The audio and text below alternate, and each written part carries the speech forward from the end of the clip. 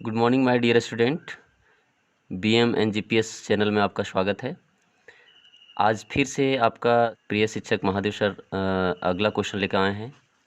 ये क्वेश्चन है ए Triumph of surgery से और ये बहुत ही महत्वपूर्ण है।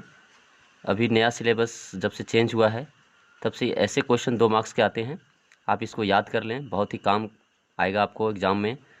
अक्सर ये क्वेश्चन पूछा गया है। चलिए हम चर्चा करते हैं इस क्वेश्चन के बारे में। लेकिन अगर आप नए हो तो सबसे पहले इस चैनल को सब्सक्राइब कर लें ताकि आपको जो है सो हमारे नए नए वीडियो आपको सबसे पहले मिलता रहे। चलिए हम चालू करते हैं इस वीडियो को।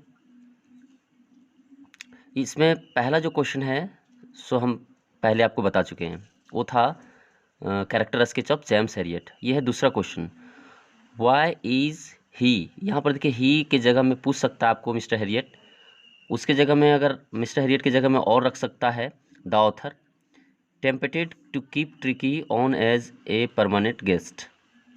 तो यहाँ पर इस तरह से क्वेश्चन पूछा जा सकता है। क्वेश्चन को पहले बढ़िया से समझिए।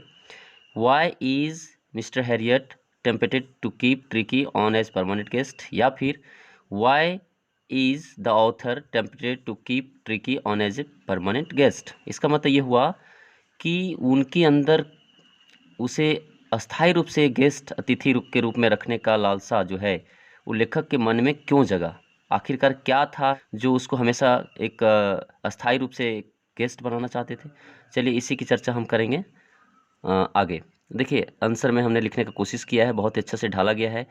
और ये आंसर को पिछले वर्ष जब मेरा रिजल्ट आया था इस स्कूल का तो अंकित सिंह इसी नोट्स को लगभग फॉलो किया था और वह जो है सो इंग्लिश सब्जेक्ट में 98 मार्क्स लाया था जैक बोर्ड में। तो चलिए अगर आशा करते हैं कि आप भी इसको देखेंगे घर में और मेहनत करेंगे, याद करेंगे और अपने अंदर क्रिएटिविटी लाएंगे। तो चलिए स्टार्ट करते हैं इस प्रकार से। The story a triumph of surgery revolves around an ill dog named Tricky and his mistress Mrs Pumphrey. यहाँ पर जो कहानी है ट्रायम्फ ऑफ सर्जरी वह घूमता है। देखिए यहाँ पर जो आप अंडरलाइन जो मिलेगा वो डिफ़िकल्ट वर्ड्स है, उसका हम हिंदी बताते जा रहे हैं, आप ध्यान से सुनेंगे। रिवॉल्व्स मतलब होता है घूमना, अराउंड मतलब चारों तरफ। ये जो कहानी है वो एक बीमार कुत्ते के चारों तरफ घूमता है, नेम्ड जिसका नाम है ट्रिकी एंड हिज मिस्ट्रेस और उसकी मालकिन मिसेस पुम्फ्रे। ये दो ऐसे हैं इसके चारों तरफ ये जो कहानी है वो घूमता है। The author James Herriot has written this interesting piece. और जेम्स हैरियट जो है इसको लिखे हैं, या रोचक जो टुकड़ा है कहानी का वह जेम्स हैरियट के द्वारा लिखा गया है। अब देखिए दोस्तों यहाँ पर जो सो पैराग्राफ चेंज किया गया है। आप भी जो सो एग्ज़ाम के समय में जब भी इस क्वेश्चन को लिखने की कोशिश करेंगे तो पैराग्राफ इसी तरह से चेंज करेंगे ताकि आपका भी आंसर कुछ इस प्रकार दिखे। एज द स्टोरी इनफोल्ड, जैसा कि कहानी खुलता है, जब कहानी खुलता है तो पता चलता है कि he is tempted to keep Tricki as a permanent guest, और वह रखना चाहते थे। जब कहानी खुलता है तो हम लोग को ये समझ में आता है कि वाकई में जो है ट्रिकी को वह जो है स्वास्थाई रूप से अतिथि बनाकर रखना चाहते थे। क्यों? क्योंकि Mrs Pumphrey wants Tricky to recover quickly. और जो मिसिस पुम्फ्रे जो थी वह चाहती थी कि जो ट्रिकी है वो बहुत जल्द ठीक हो जाए। इसके लिए he use to send 2 dozen eggs, wine बोतल एंड ब्रांडी एवरी डे। इसके लिए वह क्या करती थी, 2 दर्जन केले, वाइन की बोतल, शराब की बोतलें एंड ब्रांडी। और यहाँ पर brandy it's name of wine, और जो है इस तरह की ये सारी चीज़ें जो है प्रत्येक दिन वह जो है सो भेजा करते थे। Mister Herriot knew that, mister Herriot जानते थे there was no need of giving Tricki all that. और वह भली भांति जानते थे, जैसे कि पहले भी मैंने बताया था कैरेक्टर स्केच में, कि जो सो जेम्स हियट फोरकास्ट फार साइटेड थे, वह दूर चीज़ों को भाप लेते थे, क्या करना है, कैसे उसको जो सो उसको जीतना है, ये सारी चीज़ें उनके अंदर जो है सो ये सब गुणवत्ता उनके अंदर था। तो वह जो सो जानते थे कि जो सो ये सारी चीज़ों की उसको ज़रूरत नहीं है। यही सब खा खा करके जो है सो ट्रिकी जो सो मोटा हो गया था और बीमार भी पड़ गया था। तो वो क्या करते थे, they were days of deep content starting with well with the extra egg in the morning, improved and sustained by the midday wine, and finishing luxuriously round of the fire with the brandy।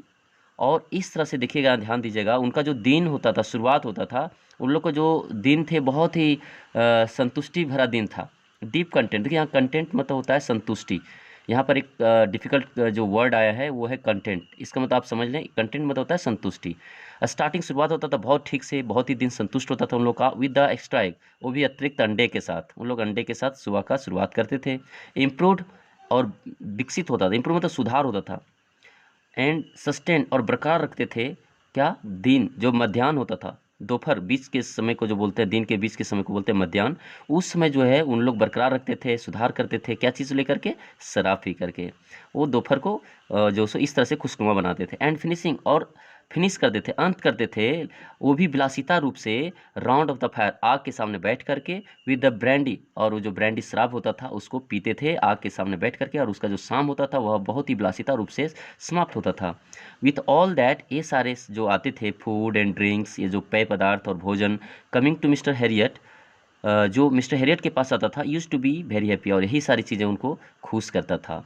क्यों नहीं दोस्तों, ऐसे चीज़ें अगर आपके बिना प्रयास का, बिना परिश्रम का अगर पहुंच जाए तो मज़े ही मज़े हैं। इसलिए इस सारी चीज़ों को देखते हुए वह जो सो ट्रिकी को एक स्थायी रूप से एक अतिथि के रूप में रखना चाहते थे। So he was tempted to keep tricky on as permanent guest, और इस तरह से जो है वह जो है उनके अंदर लालसा होता है, टू कीप मतलब रखने के लिए, ट्रिकी को ऑन एज परमानेंट गेस्ट, एक अस्थायी रूप से अतिथि के रूप में वह जो सो रखना चाहते थे।